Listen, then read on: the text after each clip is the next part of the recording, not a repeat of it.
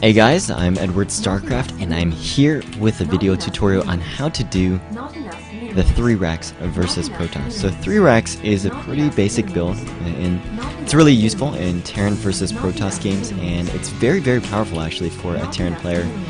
And it's kind of like the Terran player's 4-gate. You know, how Protoss players, they have a very strong build called the 4-gate, which gets them a lot of units really quickly.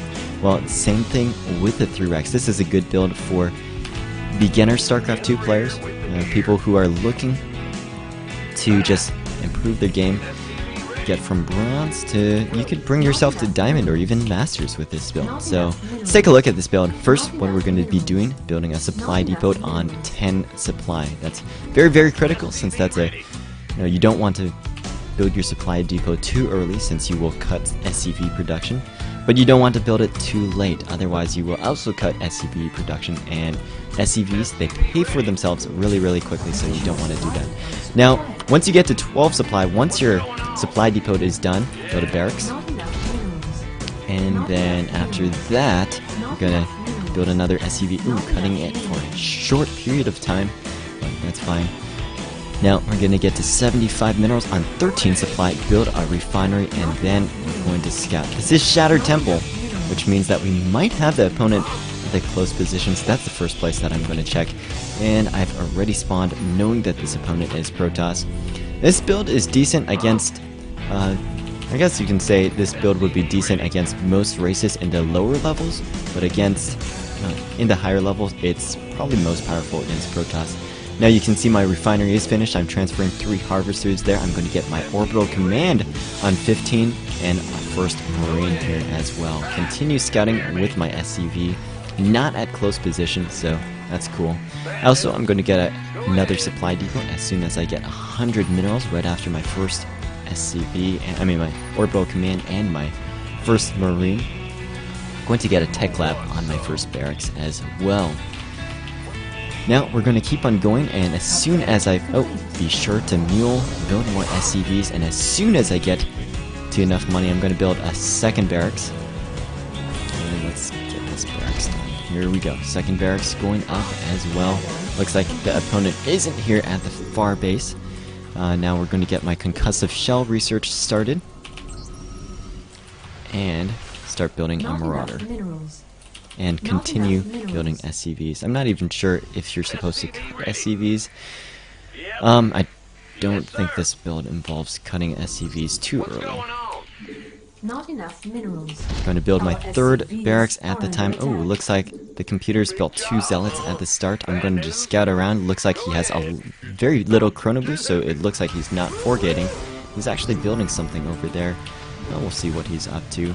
Continue building supply depots right over here to make sure that we do not get supply blocked, and it looks like I just died not knowing what that building was. Research complete. Okay, so now I just got that research done, and I'm going to research STEM as soon as I have enough money for it, which should be very soon. There we go, STEM going down. Get more marauders. I'm queuing up units here. It's not good.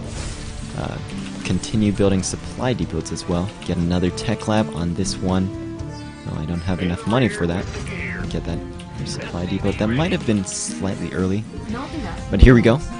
So now what we're getting to is we're getting to 3 barracks with 2 tech labs and 1 reactor, and this is going to be very powerful. So keep on building units. Be sure to continuously produce units without queuing up. 1 marauder here, 2 marines here, and once we get that, I think I can cut SCV production right now as well. Continue building supply depots, and now once STEM gets nearly finished, I move in for a push. So we go D, AA, D. Not enough minerals. Not enough minerals.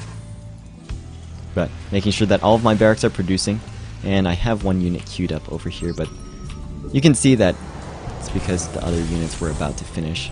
So D, AA. Keep on building supply depots. And another rather soon, D. And STEM. Looks like there's another 50 seconds, so we can move out after another round of production. D, AA, continue building those supply depots. Stim nearly done. And I think once this production cycle finishes, I should be able to move in. And you can see I have a decent number of Marines and Marauders right now.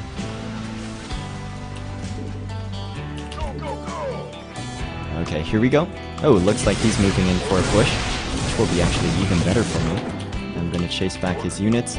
And it looks like I have about enough minerals to go for an expansion right now as well. Research complete.